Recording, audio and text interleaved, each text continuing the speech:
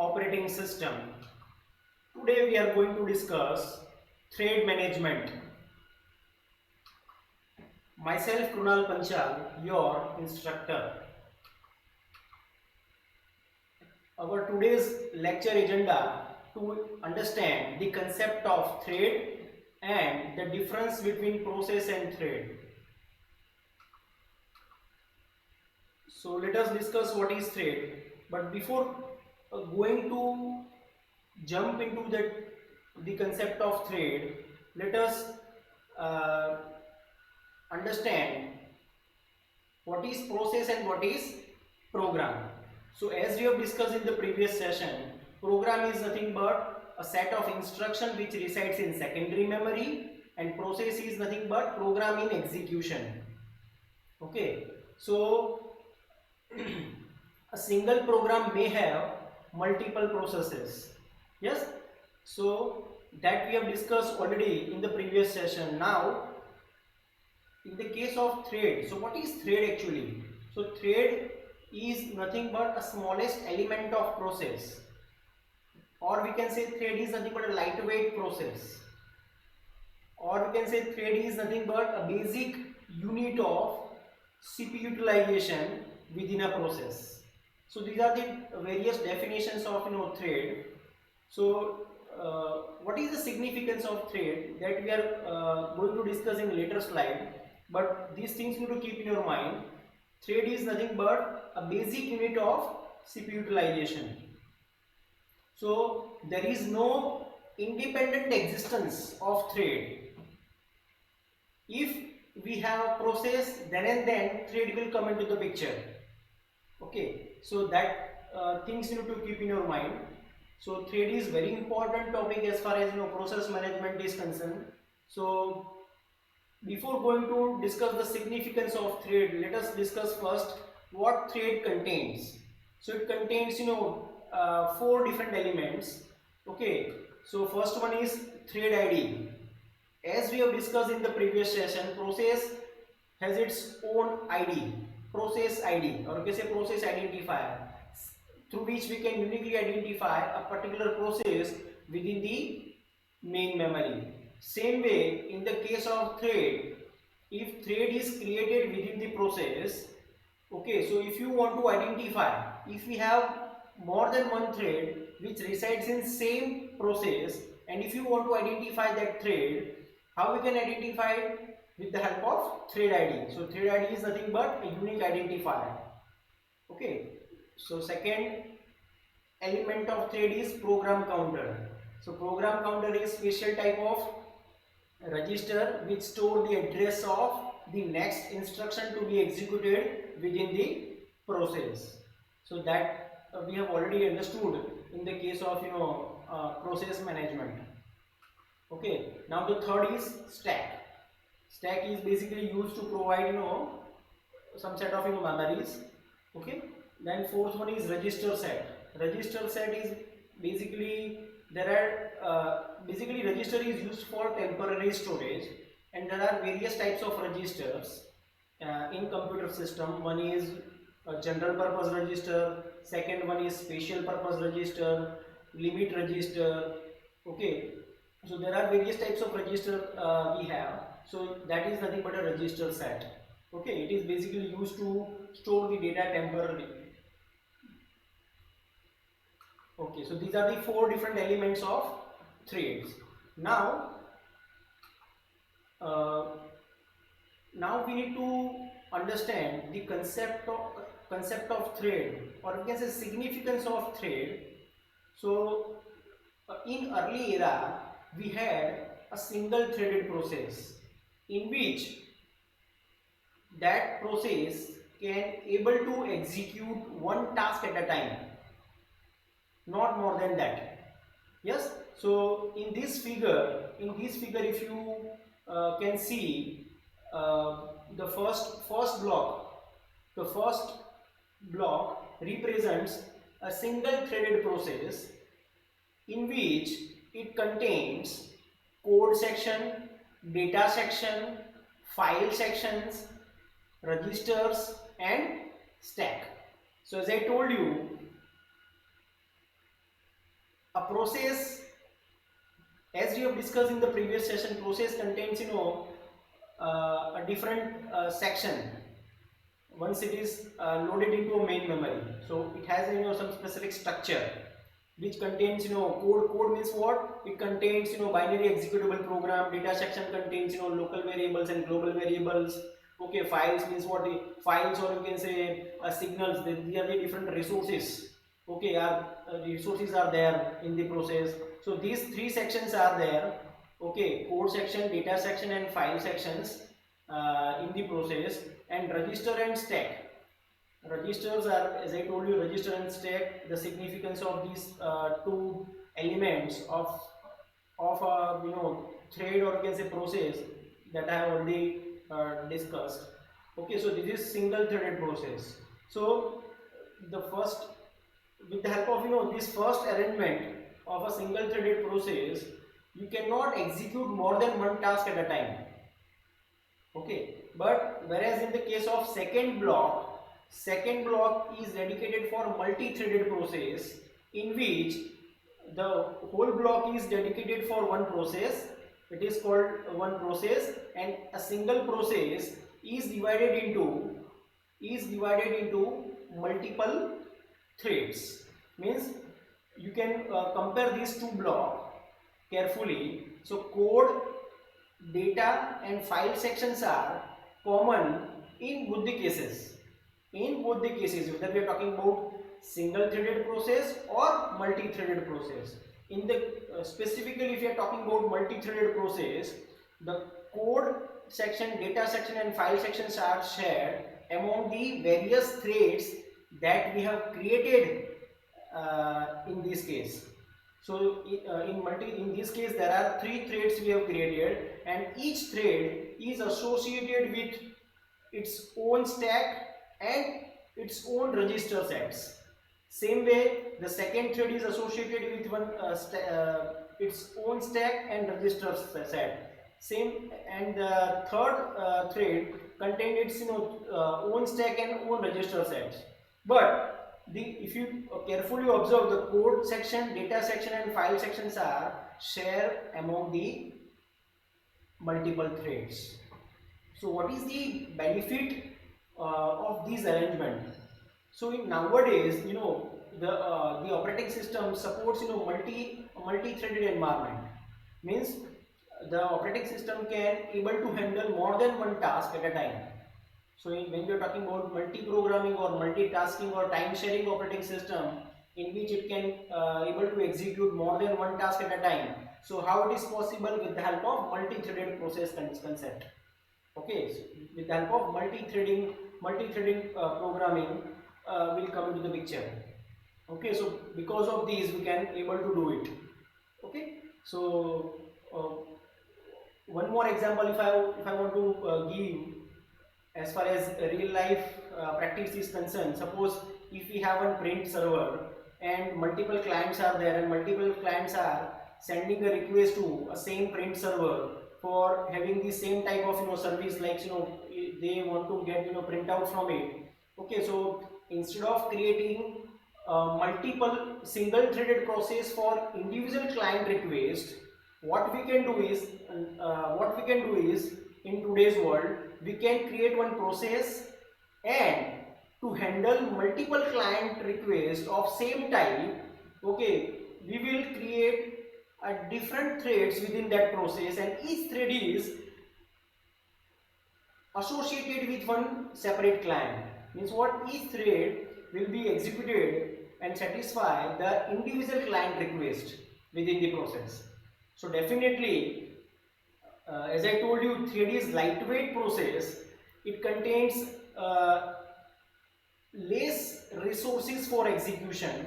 Okay, it requires less resources for execution. So definitely, it is more advisable to create multiple threads within that process rather than creating multiple processes for individual client. Okay, so that is the benefit of multi-threading environment. Okay. Now, if you want to realize these things in your computer system, so what you can do is you can install one a process thread view software. it is very small software, and it is freely available. You can easily download it from Google. And once you download it, once you install that software, what you can do is, once you run that software, it will ask, if you want to realize what processes are there and what thread contains actually in your computer system. If you want to visualize these things, you can install this software, and once you run it, so it will ask first to choose one process which is running in your machine. So out of this, so this contains set of processes we have, okay, and out of which I have selected one process and click on OK. Once you click on OK, it will display this dialog box in which that process which I have selected, okay, according to that process how many threads are created, okay, so that is showing over here. So you can see that in this case there is one field called thread ID. First field is thread ID, second one is what, context switching. So these are the various threads are created within that process that I have selected earlier. Okay, so these are the different threads. So this is nothing but a multi-threaded environment. So means what, each thread is associated with a different client request, or you can say different a task. It is associated with different task.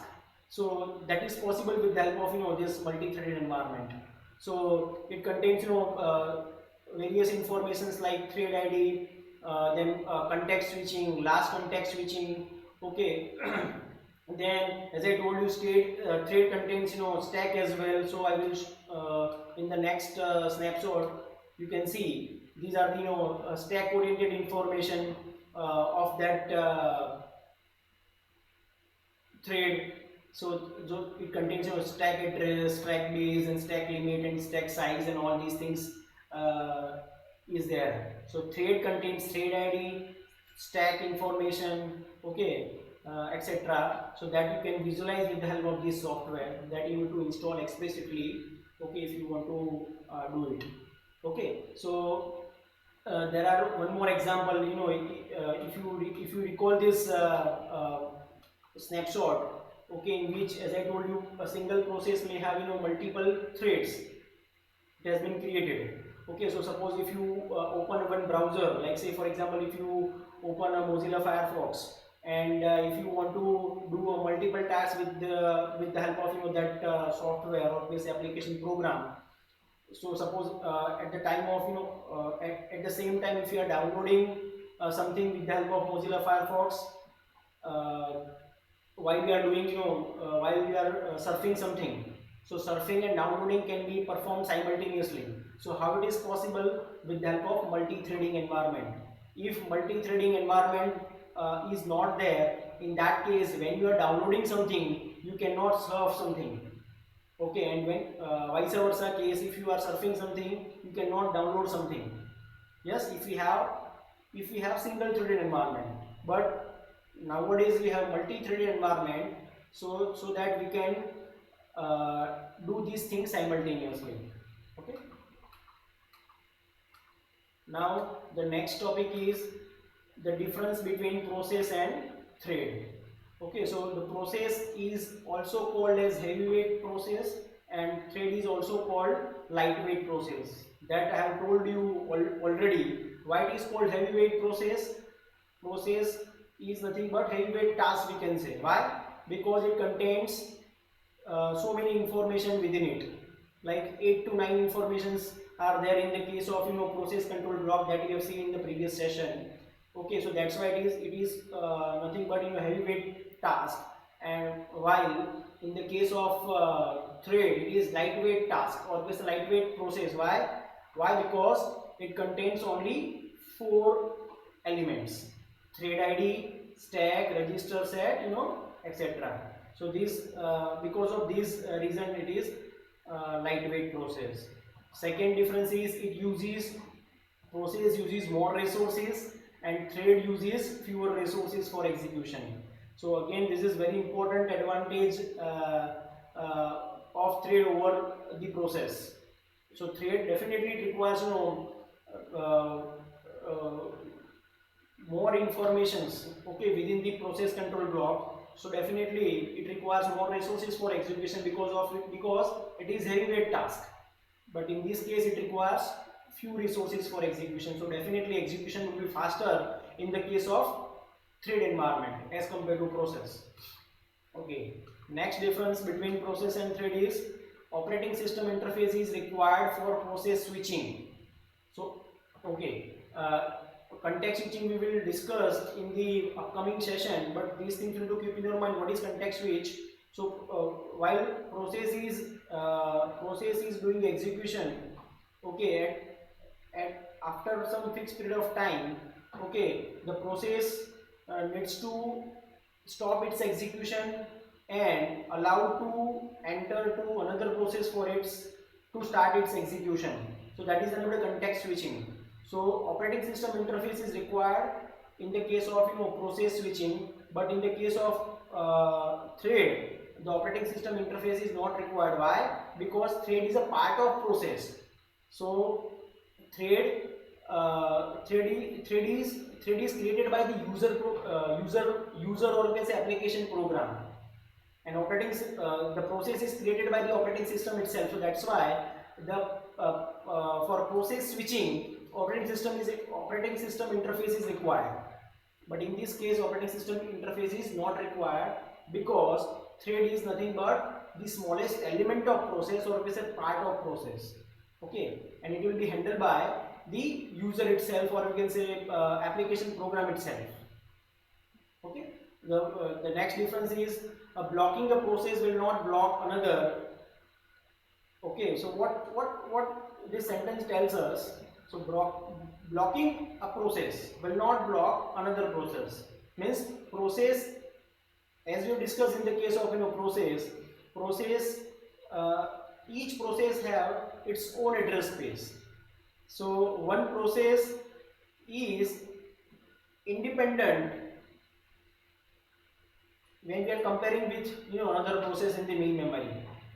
Okay, so if one process is doing when process is blocked when that process requires some IO operation or IO devices for execution. So in that case it will be in a block state. But at that moment of time some another process can come and use the CPU for its execution. So it means what, blocking a process will not block another process. But in the case of thread, because thread is part of process and it is managed by the user, okay, so blocking a thread will block the entire process. Specifically when we are talking about user level thread, we are not talking about kernel level thread. Okay, so the difference between user level thread and kernel level thread we will see in the later session, but these things you will keep in your mind. Blocking a thread will block the entire process. Okay, the next one, the context switching is slower as compared to thread because it uses different address spaces. In the case of process, definitely context switching is slower because whenever a process is preempted from its execution, so before going to preempt, so it will, once it stops its execution, then it will store its current state of information, and there are so many informations are there in the process as we have discussed earlier. So definitely it will store that information and then it will switch to the another state. Okay, so definitely it requires more time. So it is context switching is slower in the case of process as compared to thread, because in the case of thread share the same address space. Because it is a part of process, if we create if we have multiple threads within the process, so all the threads will share the same address space. So switching between one thread to another thread is very fast because code section, data section and files would be same in this case. It will only change its its own stack and register assets.